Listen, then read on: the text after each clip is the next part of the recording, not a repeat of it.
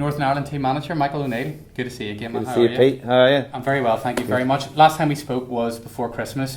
You've signed a new contract. Congratulations. Thank you very much. How do you feel? It's been good. Myself and the association have been in discussions for a while now. I think it was important to add stability to the situation going into the finals in France, and I'm looking forward. As I've said all along, my focus is purely on the finals and making sure that the team's prepared and that we go and we do well and give a good account of ourselves.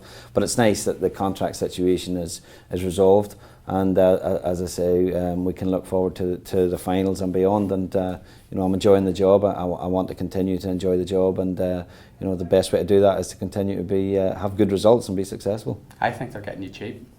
Well, I could have brought you in as my agent.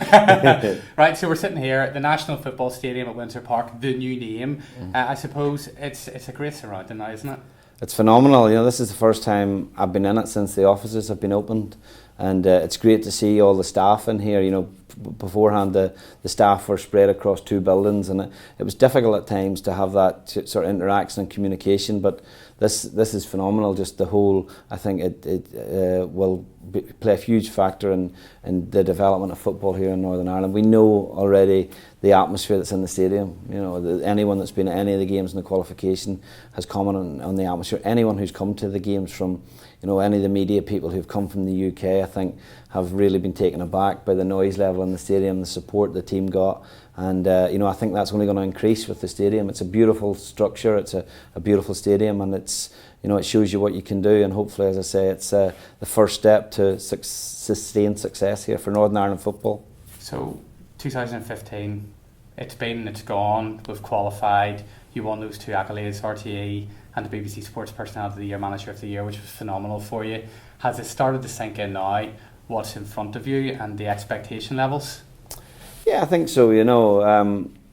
The draw in particular brings the whole thing to life. You have the elation of qualification and all the awards and the pats on the back, but then when the draw takes place, I think you refocus and because obviously then you know exactly what you're up against, where you're playing, the stadiums, how you prepare. So yeah, quickly since the new year, the focus has been there. We've been to France. We're going back out again next week to look at the base camp again. And I'm excited by the challenge. I'm excited by the challenge of the opposition that we play. We have tough games: Poland, Ukraine, and Germany. It's as tough as it gets, to be fair. But throughout my time, as I've consistently said, this team has always performed well in the bigger games. And I look back at the performance here against Greece, and we were down bodies that night in terms of suspended players and injuries. And we gave a fantastic performance. I think one of the a great Northern Ireland team performance, and I think that we'll aim to repeat that when we go to France in the summer. You talk of the squad. There's going to be a few awkward conversations, I'm sure, of boys who are unfortunately not going to make it. Yeah. In your head, do you have a settled squad? Yeah, I think so. There's not going to be huge changes to the squad. There hasn't been really that many changes over even the past 4 years. There's some players, they came to the end of their careers and retired throughout my tenure, the likes of David Healy and Grant McCann. Those players that, like any player, your international career comes to an end at some point. But we typically pick a squad for every game of 25 to 27 players. So if you work off that basis, that only leaves 2 to 3 players possibly not going who have consistently maybe been in the squad. We have a 23-man squad to pick for the finals. So yeah, unfortunately, I'm going to have to disappoint some players. But the main thing is that those who are selected, they see this not only as the opportunity to be at the finals, but I also think it's the next step in the growth of the team. I think a good tournament in France will give us that belief and that confidence when it comes around again to go into the World Cup and qualifying, which is a very difficult section for us as well. But I think it's we've not too often when you're not going to the finals, and I've only experienced this obviously in the last campaign, the period from January to the next campaign starting is a very difficult period. The motivation's low. You know, I look at Scotland at the minute. It's a difficult situation for Gordon Strachan, and you know, where's the motivation for the players? And it is a difficult time that time as a manager. So you know, we've got a massive summer to look forward to, and hopefully, you know, we get a lot of positivity out of that going into the next campaign as well. Before we get to the Euros, let's look at the warm-up matches. How happy are you about going to Wales? Yeah. Well, the games, the biggest thing for me, and it's funny, after the draw, it's interesting, there's like a mad scramble in terms of everyone's trying to organise fixtures, and basically there was an after draw event, and everyone's, do you fancy playing us here, or do you fancy playing us in this arena, or home or away, and there's a lot of bartering going on. But the most important thing for me was in March was not to go and to, you know, a difficult game in terms of logistics, you know, that had maybe a 4-hour flight or a 5-hour flight or something. So, you know, the Wales game is like a home game. It's good opposition. I want it to obviously, you know, the other side of it was, you know, we're going to go in and play Poland, who have, you know, one of the best strikers in the world in Lewandowski. The Welsh hopefully will present that challenge with Bale. That, you know, we're dealing with, you know, one of the top players in the world, and that's good preparation for us going into the game against Poland.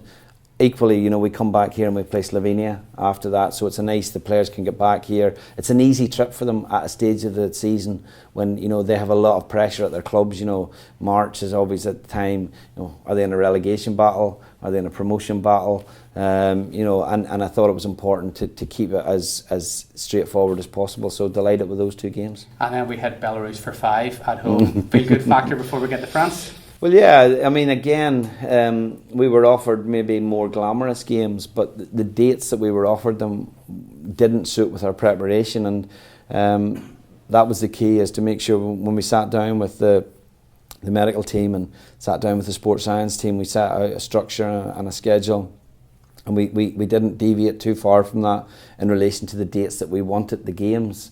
So you know, people may say, well, Belarus, you know, isn't the most glamorous of games, but they're a country which is, you know, it's similar to Ukraine in terms of, you know, the stature and the style of the play. And the most important thing was it was a game on the 27th of May, which we wanted a game on that Friday. It gives us the luxury of then giving the players a couple of days off, and then we bring them together. We'll have a training camp in Austria before we then go in and play Slovakia in the final game. So, will we have got enough points to go out of the group before we meet the world champions in Paris? Well, that's the dream, and that's certainly what we're hoping for.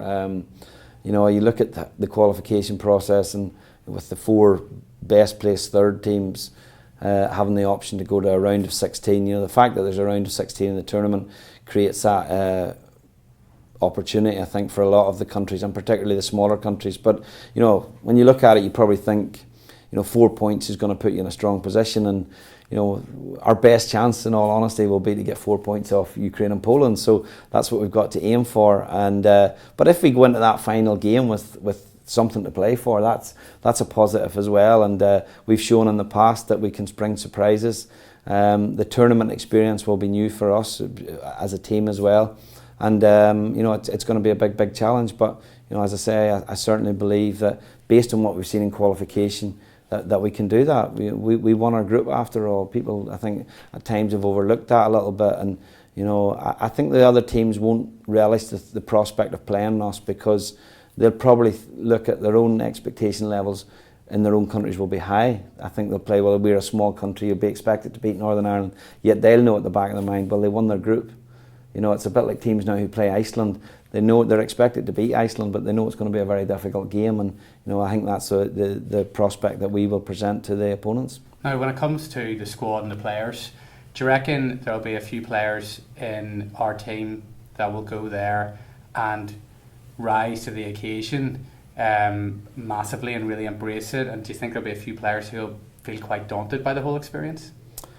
Well, yeah, I think everyone's different, you know, the individual player and how they deal with it. The key for me is hopefully that they all go there and embrace it and really want to, you know, to get the opportunity to show what they're capable of. Like, tournaments change players' careers, you know, it's happened in the past, many occasions that, you know, a good tournament totally elevates you in terms of your club opportunities and your club career. So I think a lot of our players will see it as a massive opportunity. That's certainly how I want them to see it, that it is a huge opportunity for them collectively as a team, individually, to lift their profile, to let people see them play against the best teams in Europe consistently.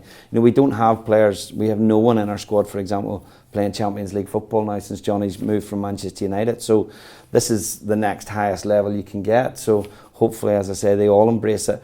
One thing I've always tried to do is to take that fear out of it, to take that away from the players, because I know at times as a player that I felt that and it didn't help me. So I'm conscious that we go and everyone gives it the best account they can of themselves. Are you nervous? At this minute in time, no, not really. I'm fairly relaxed about it. The main thing for me will be the preparation and making sure the preparation's right. Typically, when it comes to the game situation, I tend to be relaxed and try and be less emotional and more analytical, and try and keep that sort of mindset for the game. And so I'll probably be more nervous getting closer to when the players are getting together.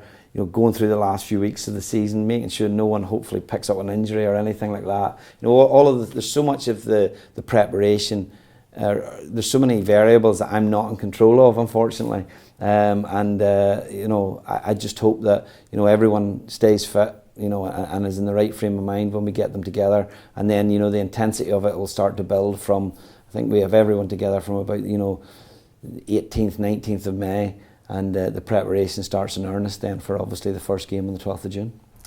We get to the build-up games and then we get to the Euros. How important are the fans? Huge. I mean, really, as the backing the team has had. It's beautiful looking out here and seeing the stadium, but it's not that long ago that was only two sides. And yet, we played here against the Faroe Islands, and even the atmosphere that night was fantastic as well. So, the fans have played a huge role in this because, the team has grown as the stadium's developed. I remember us coming back here after, in March, the Finland game, and you could see the excitement on the players when we trained here. The stadium was then, it was 2/3 built at that point in time. Suddenly the fans were now in different parts of the ground and everything, and it just kind of evolved, and the fans have been massive. And this is I think an exciting time for everyone, because there's a whole generation of fans. 86 and 82 are distant memories, let's be honest, and for so many of our supporters, this is going to be their first experience of a major tournament as well. So it's a first for all of us, but they have a huge role to play. We know that we could have probably brought 50,000 to each game, but I'm sure they'll make the noise equivalent to that number when we're out in France. Bring the noise, absolutely. Now, we're really excited about being here today, and you've got some good news for us. Yeah, I mean, delighted to announce there's an exclusive partnership with Downtown Radio and Cool FM supporting football here with the IFA, and I think that's going to be a great thing going forward. And that means everything, not just from the Euros. Yeah, I mean, it means obviously the support throughout the Euros, but it's support to football in general. Like, the Euros is just it's the glamour bit of it. There's so much good work done in here. You see, there's people sitting in behind us here at desks. They're doing so much work at grassroots football, disability football, and right through football in Northern Ireland. And as football for all is the IFA's motto. And as I say, the partnership with Downtown and Cool FM can only strengthen that. And we're really looking forward to it. Really looking forward to being part of the Euros and beyond. And Michael, I just want to say good luck. Thank you. Enjoy every moment of it, and we'll see you past the group stage. Lovely. Thank you, Pete. Yes.